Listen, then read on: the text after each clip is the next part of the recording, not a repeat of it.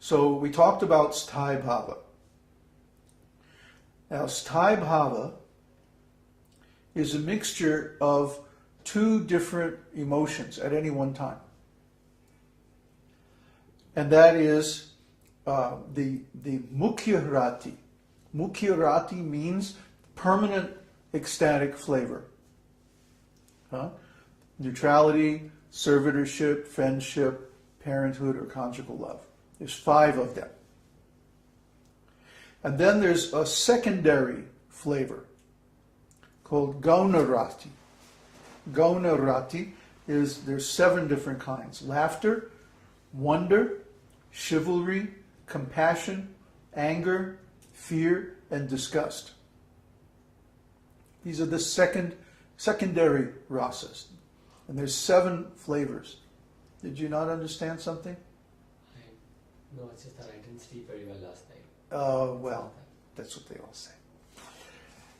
But when you manifest symptoms like yawning and hearing while hearing technical subjects, you can be certain there's a misunderstood term. Absolutely certain. So you should go over these things. So anyway, the mukhya-rati is the dominant sentiment, the eternal relationship with Krishna.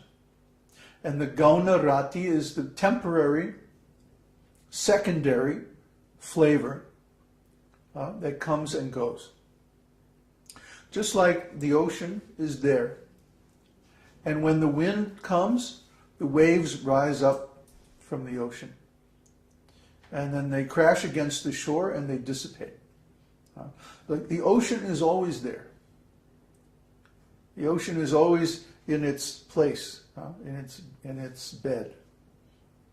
But then when the winds come, the wind is compared to different causes of ecstatic emotion. I mentioned one cause, which is our own devotional service. Another cause is the qualities and activities of Krishna. When Krishna reciprocates our devotional service, then he performs different activities and pastimes which also give rise to different ecstatic feelings. Okay? The activities of other devotees, the qualities of devotional service, and different experiences that we have in this world and in the spiritual world that are in relationship with Krishna. These are all causes of ecstatic emotion. They're like the wind that blows across the ocean. And when the wind blows on the ocean, it gives rise to waves. You see? And then the waves come and they crash on the shore. And then they go away. So the ocean is always there, it's permanent, but the waves are temporary. And they come one at a time. Or sometimes several all at once. Did you ever see when there's a current going one way and the wind is going the other way? Sometimes there's two kinds of waves coming at the same time, and then they crash together on the shore. So similarly, more than one ecstatic emotion can exist at the same time. More than one gauṇa-rati, secondary emotion, can exist at the same time.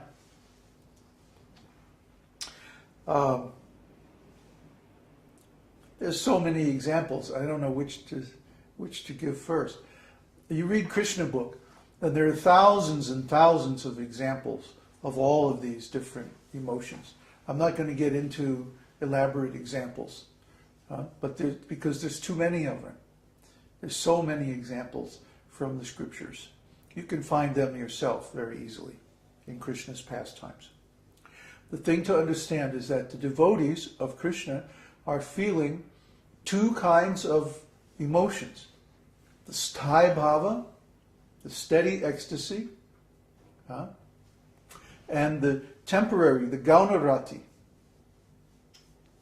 These 7 secondary transcendental emotions. Now, let's talk about vibhava.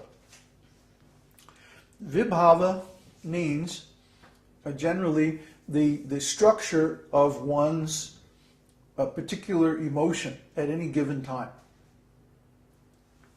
Vibhava. Vibhava. Bhava means a transcendental emotion. And V means a particular or specific transcendental emotion. So what is the structure of Vibhava? Vibhava has 4 parts. One part is Udipana. Udipana. Udipana means that which stimulates rati. That which stimulates rati. And we talked about that. That can be your own devotional service. It can be something in the environment that reminds you of Krishna. It can be Krishna's himself, his actions, his qualities. It could be Krishna's devotees. It could be Krishna's philosophy. It could be so many different things. It's something that reminds us of Krishna. Like the wind blowing over the ocean raises the waves in the ocean. Similarly, those things that remind us of Krishna, whether Krishna himself or things about Krishna, give rise to ecstatic emotions in the heart. Okay? And this is called Udipana. Udipana. U-D-D-I with a long macron, P-A-N-A. That which stimulates rati. And then we have alambana. Alambana means that in which rati is tasted. And basically there are 2 kinds of alambana where the rati is tasted. The object and the subject. The object is Vishayalambana. Vishayalambana means Krishna. We taste Krishna's qualities, Krishna's actions, Krishna's emotions within Krishna. And we also taste Ashrayalambana, the reservoir or the container or the subject of those emotions within ourselves. Remember, consciousness is always divided into subject, object, and relationship. Consciousness, being an ontological object, always has 3 parts.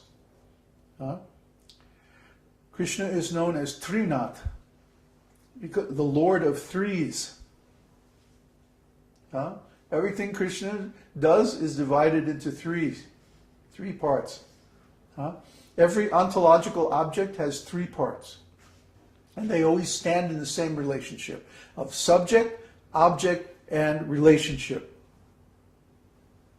Okay?